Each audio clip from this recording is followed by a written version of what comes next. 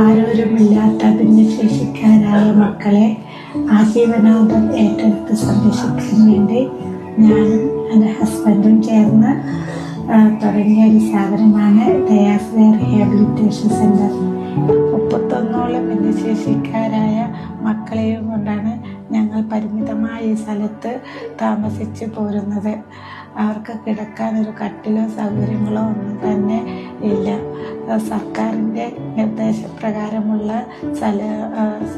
സൗകര്യം ഈ കൊച്ചു വീട്ടിന് ഇല്ലാത്തത് കൊണ്ട് തന്നെ സർക്കാരിൽ നിന്ന് ഫണ്ടോ ആനുകൂല്യങ്ങളോ ഒന്നും തന്നെ നിലവിലിപ്പോൾ ഞങ്ങൾക്ക് ലഭിക്കുന്നില്ല.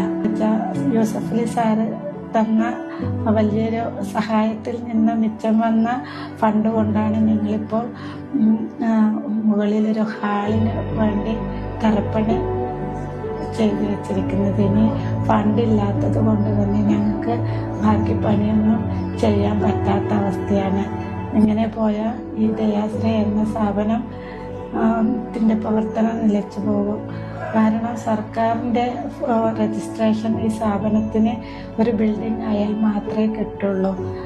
അല്ലെങ്കിൽ സ്ഥാപനം ഇത്രയും കുട്ടികളെയും കൊണ്ട് നിലനിർത്തുന്ന ബുദ്ധിമുട്ട് കാരണം ഏത് സമയത്തും ഈ സ്ഥാപനത്തിൻ്റെ പ്രവർത്തനം നിലച്ചു പോകുന്ന അവസ്ഥയാണ്.